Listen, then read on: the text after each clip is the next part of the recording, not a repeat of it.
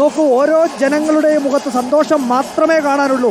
ആരുടെയും മുഖത്ത് നിരാശയില്ല, പരാതിയില്ല, പരിഭവങ്ങളില്ല.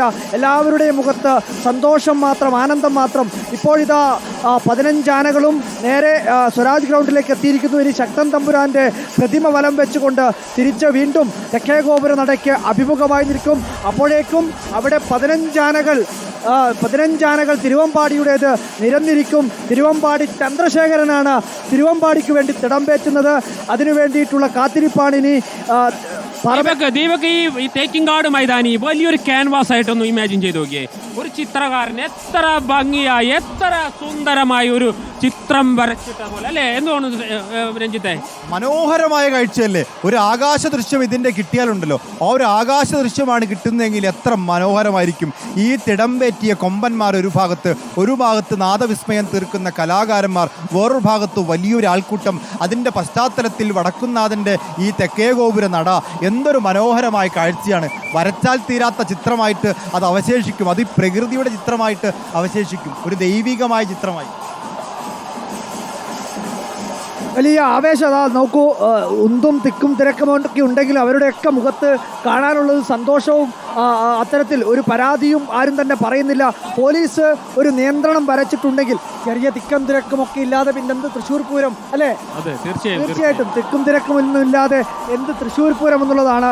വലിയ ജനസാഗരം ഇപ്പോൾ തന്നെ ഈ 2 ദേവിമാർക്ക് മുഖാമുഖമുള്ള അല്ലെങ്കിൽ അവർ നിൽക്കുമ്പോഴുള്ള ആ ഒരു സ്ഥലത്ത് ഇപ്പോൾ തന്നെ നിറഞ്ഞു കഴിഞ്ഞിട്ടുണ്ട്. ഇത്രയേറെ ജനങ്ങൾ അല്ലെങ്കിൽ ഇതിലും അധികം ജനങ്ങൾ ഈ പൂരക്കാഴ്ച കാണാതെ സ്വരാജ് റൗണ്ടിൻ്റെയും തൃശ്ശൂരിൻ്റെ പല മേഖലയിലും ഇപ്പോഴുമുണ്ട്. കാരണം ഇവർക്കാർക്കും ഇങ്ങോട്ട് എത്താൻ കഴിയുന്നില്ല. കാരണം അത്രയേറെ ജനങ്ങളാണ് ഈ ഗ്രൗണ്ടിൽ തടിച്ചുകൂടിയിരിക്കുന്നത്. അല്പസമയത്തിനകം തന്നെ ഇനിയിപ്പോൾ തിരുവമ്പാടിയുടെ തെക്കോട്ടിറക്കത്തിനായി കാത്തിരിക്കുകയാണ് നമ്മളെല്ലാം.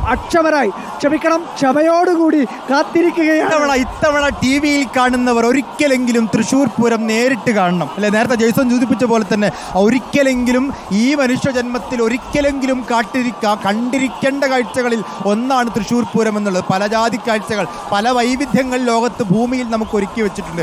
അതിൽ മനുഷ്യരായി ജനിച്ചിട്ടുണ്ടെങ്കിൽ നമ്മൾ മലയാളികൾ കണ്ടിരിക്കേണ്ട ഏറ്റവും നല്ല കാഴ്ചകളിൽ ഒന്നായി ഈ തൃശ്ശൂർ പൂരം ഉണ്ടാകും.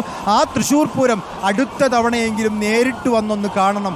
ഇവിടുത്തെ താളവിസ്മയം, വാദ്യവിസ്മയം, ഇവിടുത്തെ വർണ്ണക്കാഴ്ചകൾ, ഇവിടുത്തെ ആൾക്കൂട്ടം, ആരവം എല്ലാം ഒന്ന് ആസ്വദിക്കാൻ ഒരിക്കലെങ്കിലും വരണേ എന്ന് ഈ ആൾക്കൂട്ടം വീണ്ടും വീണ്ടും മനുഷ്യരെ വിളിക്കില്ലേ? നമുക്ക് ഒരു ആന എന്ന് പറഞ്ഞ് ഒരാളെ നമുക്ക് പരിചയപ്പെടുത്താം. പക്ഷേ ഒരു ചൂട് അല്ലെങ്കിൽ ഇതിൻ്റെ ഒരു രസം, ഇതിൻ്റെ ഒരു ആനന്ദം, ഇതൊന്നും എത്രമാത്രം അല്ലെങ്കിൽ എത്ര തന്നെ നമ്മൾ വിവരിച്ചാലും എത്ര തന്നെ നമ്മൾ പറഞ്ഞ് പ്രതിഫലിപ്പിക്കാൻ ശ്രമിച്ചാലും അതെല്ലാം വിഫലമായി പോകും. അതുകൊണ്ട് പൂരത്തിൻ്റെ ലഹരി അത് പൂരനഗരിയിൽ വന്ന് തന്നെ അനുഭവിക്കണം.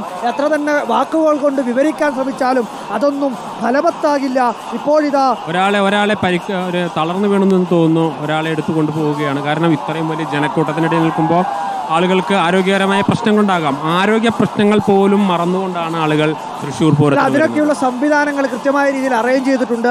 ഫയർഫോഴ്സിൻ്റെ, സിവിൽ ഡിഫൻസ് വളണ്ടിയർമാരെ അതിനായി സജ്ജീകരിച്ചിട്ടുണ്ട്. പോലീസിൻ്റെ ഒരു സമാന്തര സംവിധാനമുണ്ട്. ഏത് ആൾക്കൂട്ടത്തിന് നടുവിലാണെങ്കിലും അവിടത്തേക്ക് ഓടിയെത്താൻ പാകത്തിലുള്ള ക്രമീകരണങ്ങൾ എല്ലായിടത്തും വടങ്ങൾ കെട്ടിക്കൊണ്ടും കൃത്യമായ രീതിയിൽ ഒരു പെട്ടെന്ന് ഏതെങ്കിലും തരത്തിൽ എമർജൻസി വന്നു കഴിഞ്ഞാൽ അതിനുള്ള സംവിധാനമൊക്കെ സജ്ജീകരിച്ച രീതിയിൽ തന്നെയാണ് ഞാൻ ആലോചിക്കുന്നത്. ദീപക്, ഈ ശക്തൻ തമ്പുരാൻ ഇങ്ങനെ ഒരു ഇമേജ്, അതായത് ഇത്തരം ഒരു സങ്കല്പം ഉണ്ടാവാൻ കാരണം ഒരു ഹൈ ആംഗിൾ വിഷ്വൽ വന്നിരിക്കുന്നു. നേരത്തെ രഞ്ജിത്ത് പറഞ്ഞതുപോലെ, ഞാൻ ജയ്സൺ പറഞ്ഞതിലേക്ക് വരാം. ഏറ്റവും സുന്ദരമായ കാഴ്ച ഇപ്പോൾ നമ്മൾ സ്വരാജ് റൗണ്ടിൽ നിന്ന് ആ റോഡിലൂടെ അങ്ങനെ നടന്നു പോകുന്ന കൊമ്പന്മാരെയാണ് കണ്ടിരിക്കുന്നത്. ഇനിയിപ്പോൾ അത് നേരത്തെ നമ്മൾ സൂചിപ്പിച്ചതുപോലെ മുനിസിപ്പൽ ഓഫീസിൻ്റെ മുൻവശത്തേക്ക് കടന്നു പോവുകയും ചെയ്യും. എന്തായാലും നേരത്തെ ജയ്സൺ പറഞ്ഞ പോലെ എന്തുകൊണ്ടായിരിക്കും ഇങ്ങനെയൊരു കാഴ്ച എൻ്റെ ദേശത്ത് വേണം, എൻ്റെ തട്ടകത്തിൽ വേണമെന്ന് ശക്തൻ തീരുമാനിച്ചിട്ടുണ്ടാവും അല്ലേ? അതെങ്ങനെയായിരിക്കും ഡിസൈൻ ചെയ്ത്? അതും എത്ര നാളുകൾക്ക് മുൻപാണ്, എത്ര മുൻകൂട്ടി കണ്ടുകൊണ്ടായിരിക്കും? ഈ സ്വരാജ് റൗണ്ട് പോലും 5-6 വാഹനങ്ങൾ വന്നാൽ യാതൊരു തടസ്സവുമില്ലാതെ കടന്നു പോകാൻ കഴിയുന്നതാണ്.